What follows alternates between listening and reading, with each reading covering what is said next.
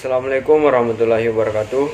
Perkenalkan, nama saya Muhammad Miftah Sidik dengan NIM 20030150045 dari kelas PJKRA jurusan Pendidikan Jasmani, Kesehatan dan Rekreasi. Baiklah, di sini saya akan menjelaskan tentang materi memahami manusia melalui dimensi filsafat. Filsafat manusia atau antropologi filsafat merupakan bagian integral dari sistem filsafat yang secara spesifik menyoroti hakikat atau esensi manusia. Manusia merupakan ciptaan Allah Subhanahu wa Ta'ala yang paling sempurna karena manusia dibekali berbagai kelebihan dibanding dengan makhluk lain, yaitu kelebihan nafsu dalam kurung sifat dasar iblis, taat patuh tunduk dalam kurung sifat dasar malaikat, dan akal sifat dasar keistimewaan manusia. Dalam Al-Quran surah Asy-Syu'ara ayat 51 dan ayat 56, Allah Subhanahu wa Ta'ala berfirman, yang artinya, aku tidak menciptakan jin dan manusia melainkan agar mereka beribadah kepadaku. Satu dari tafsir tersebut terlihat jelas bahwa jin dan manusia diciptakan untuk beribadah kepada Allah Subhanahu wa Ta'ala. Yang pertama, apa itu filsafat? Pada slide sebelumnya, maka filsafat dapat didefinisikan dalam 3 hal.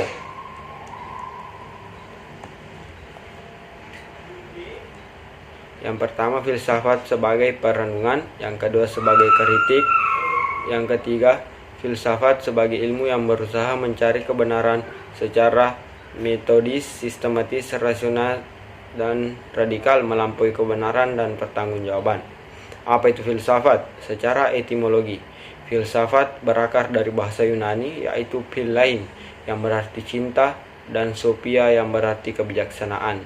Jadi filsafat adalah cinta akan kebijaksanaan. Kata sophia dalam pandangan filsafat lebih dari sekedar wisdom dalam bahasa Inggris. Herodotus menggunakan kata philosophene dalam upaya untuk menemukan sesuatu. Dalam pengertian ini, filsafat diberi arti rasa cinta untuk mengetahui dan memuaskan aspek kognitifnya. Sementara Pitagoras mengaitkan sophia dengan kontemplasi.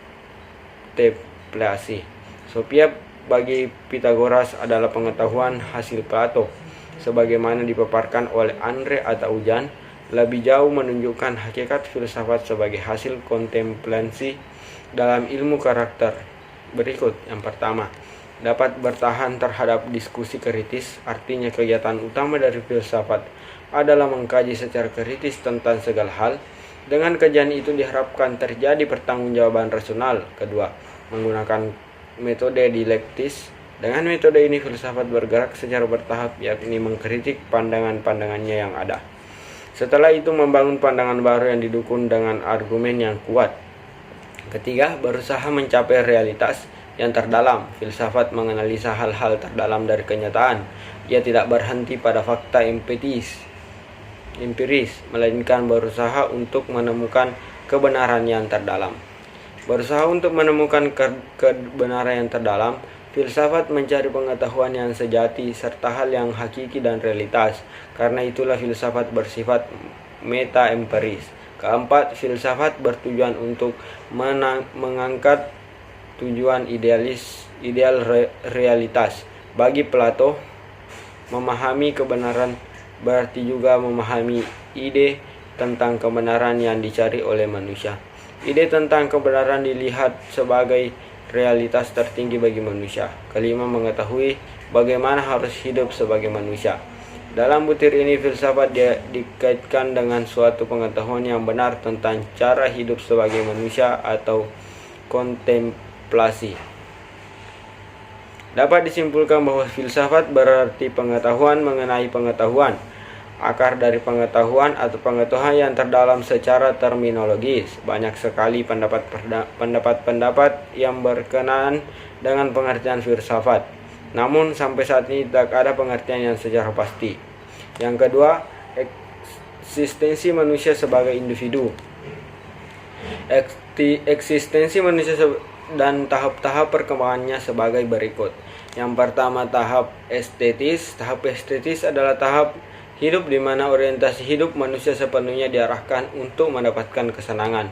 Pada tahap ini manusia dikuasai oleh naluri-naluri seksual atau libido, oleh prinsip-prinsip kesenangan yang hedonistik dan biasanya bertindak menurut suasana hati atau mood.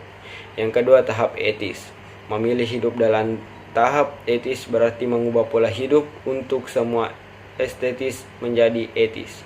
Ada semacam pertobatan di sini, di mana individu mulai menerima kebijakan-kebijakan moral dan memilih untuk mengikatkan diri kepadanya. Prinsip kesenangan atau hedonisme dibuang jauh-jauh dan sekarang ia menerima dan menghayati nilai-nilai kemanusiaan yang bersifat universal.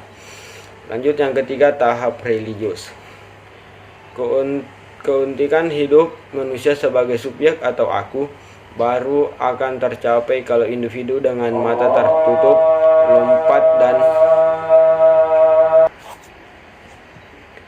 lompat dan meleburkan diri dalam realitas Tuhan. Lompatan dari tahap etis ke tahap religius jauh lebih sulit dan sublim daripada lompatan dari tahap estetik ke tahap etis. Maka secara rasional kita bisa mempertimbangkan segala konsekuensi yang mungkin akan kita hadapi. Sedangkan lompatan dari tahap etis ke tahap religius nyaris tanpa pertimbangan rasional. Tidak dibutuhkan alasan atau pertimbangan rasional dan ilmiah di sini. Yang diperlukan hanyalah keyakinan subjektif yang berdasarkan pada iman. Yang ketiga, hakikat manusia dalam pandangan filsafat. Para ahli fikir dan ahli filsafat memberikan subutan kepada manusia sesuai dengan kemampuan yang dapat dilakukan manusia di bumi ini. Yang pertama, manusia Homo sapiens, artinya makhluk yang mempunyai budi. Yang kedua, manusia animal rasional, artinya binatang yang berpikir. Yang ketiga, manusia Homo lacuen, artinya manusia yang pandai menciptakan bahasa dan menjelmakan pikiran manusia dan perasaan dalam kata-kata yang tersusun. Yang keempat adalah Homo faber, artinya makhluk yang terampil. Dia pandai membuat perkakas atau disebut juga talking animal, yaitu binatang yang pandai membuat alat. Yang kelima, manusia adalah zoopolitikon, yaitu manusia yang bekerja sama, bergaul dengan orang lain dan mengorganisasi diri untuk memenuhi kebutuhan hidupnya. Yang keenam, manusia adalah Homo economicus, artinya makhluk yang tunduk pada prinsip-prinsip ekonomi yang bersifat ekonomis. Yang terakhir, manusia Homo religius, yaitu makhluk yang beragama. Hakikat yang dirangkum dari berbagai sumber bacaan. Yang pertama, masalah rohani dan jasmani. Aliran serbazat atau paham materialisme. Aliran serbazat ini mengatakan yang sungguh-sungguh ada itu adalah zat atau materi. Alam ini adalah zat atau materi dan manusia adalah unsur dari alam. Maka dari itu manusia adalah zat atau materi.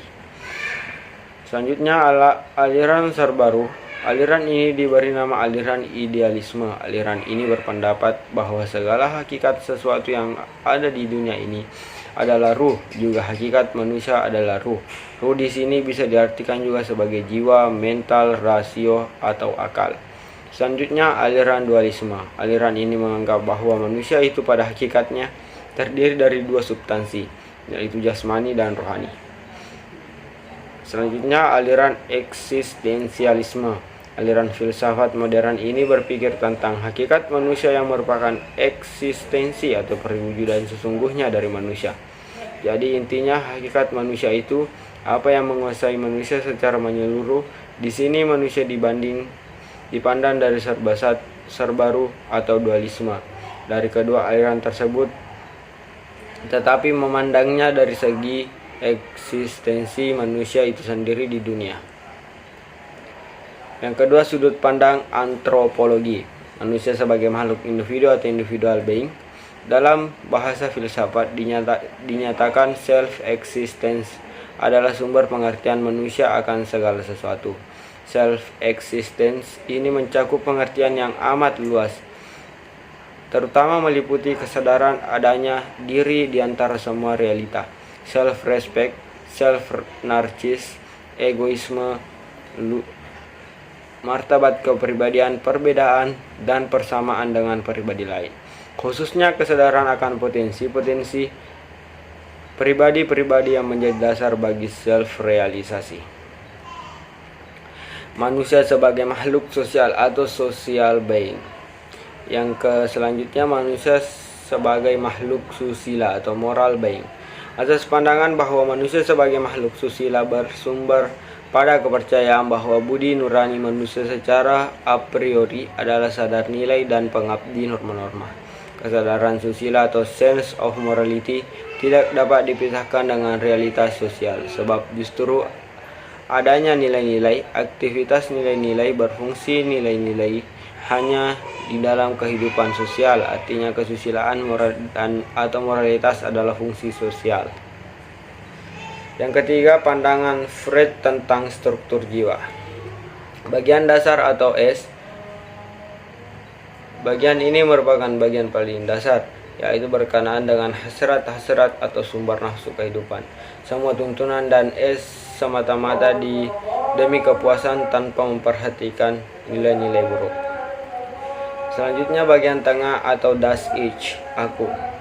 Bagian ini terletak di tengah antara das Es dan das Über Ich, menjadi pertengahan antar kepentingan das Es dan tujuan-tujuan das Über Ich. Das Ich ini bersifat objektif dan realistis, sehingga pribadi seseorang dapat berjalan dengan seimbang dan harmonis. Sesuai letaknya, das Ich ini lebih sadar norma dibanding das Ich. Bagian atas atau das Über Ich dalam kurun super ego. Bagian jiwa yang paling tinggi, sifatnya paling sadar norma, paling luhur, bagian yang paling lazim disamakan dengan budi nurani. Setiap motif, cita-cita, dan tindakan das Über Ich selalu didasarkan pada asas-asas normatif.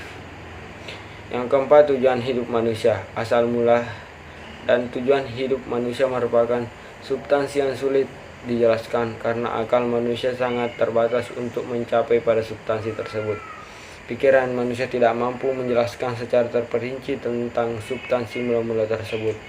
Meskipun demikian, pemikiran manusia dapat dipastikan mampu secara logis menyimpulkan dan menilai bahwa hakikat asal mula itu hanya ada satu, bersifat universal dan berada di dunia metafisis. Ketika manusia menyadari bahwa asal mula dan tujuan hidup hanya satu, bersifat universal dan berada di dunia metafisis, maka pernyataan itu merujuk pada keberadaan Tuhan. Dalam agama Islam, manusia meyakini bahwa ia berasal dari Allah Subhanahu wa Ta'ala dan nantinya akan kembali juga kepadanya.